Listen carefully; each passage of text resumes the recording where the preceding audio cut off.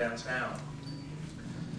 We are standing on unceded Wurundjeri country tonight, and in opening I want to acknowledge that enduring tens of thousands of years relationship that First Nations communities have with the land on which we are now standing. I pay my respects to their elders, both in the past, currently and into the future, and recognise that incredible and distinctive relationship that they have with land, air and water. I'll return to some of those themes in a minute. Can I acknowledge Amit Keskian, who's the Executive Director of the Australian Intercultural Society, without whose partnership this event would not take place.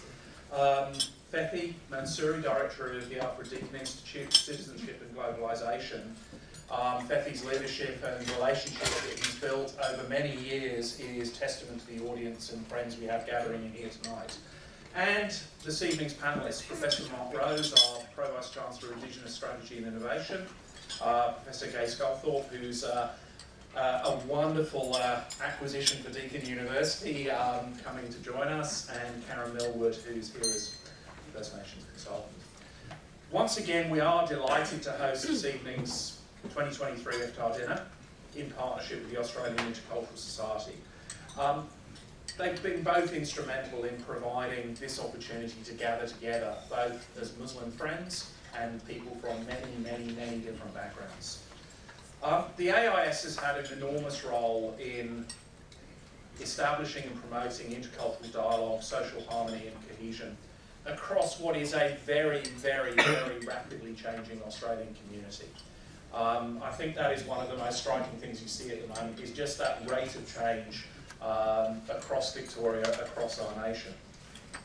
As Fethi said, this is not a first-time event for Deakin, and this has become part of our annual calendar as both a recognition of the contribution of the Muslim community to modern Australia, but also, and probably more importantly, bringing people together from multiple backgrounds in a spirit of peace, tolerance, and mutual respect. A sentence that isn't always articulated in what we see going on around the world at the moment, and I think that one of the things that we all have a duty to do is to do our own little pieces to build that understanding. One of the great things about universities is they can act as bridges between communities, both within nations and across nations, and we often underestimate the fact that actually going out there as a community and building that through a institution committed to academic excellence but social understanding is so important. We all have a duty to continue to work towards that outstanding outcome for the societies in which we sit.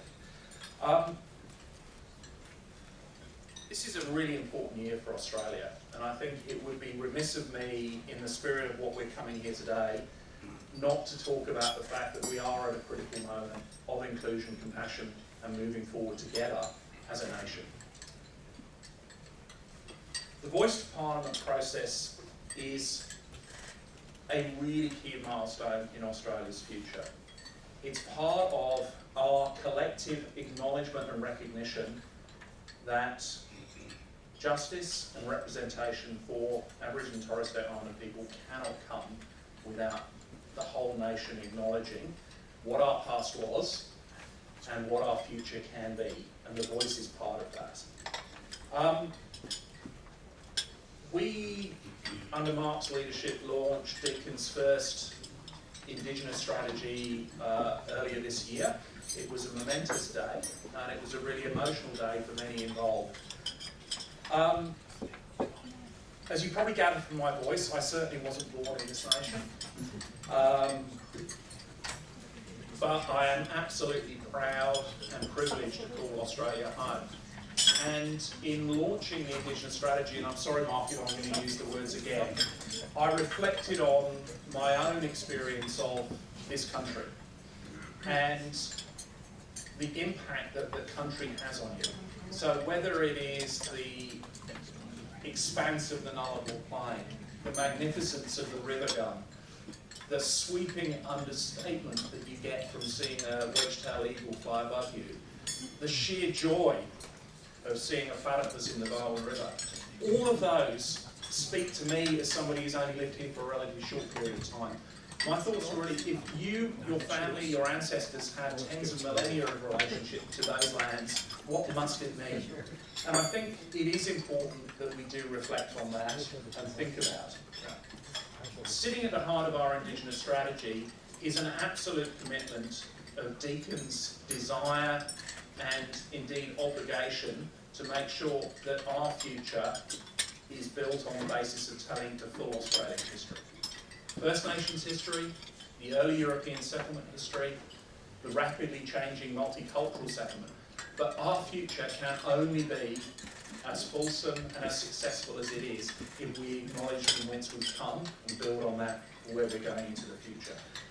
And that requires understanding, knowledge, compassion, and forgiveness. And I think we can walk that journey together as a nation, but it is a pivotally important time. The downside of referenda is if the result is either not what you wanted or close, it doesn't necessarily bring the nation together. And I think it is really important that whatever we do, we make sure our work is to bring the nation together post-October, November, December, wherever we go for the future. But to return to the Iftar dinner, this is a great opportunity to celebrate one of this planet's founding cultures in many ways. So much has come through Muslim history, Mohammedan history. But it's also important that it gives us an opportunity to recognise the diversity we have here now.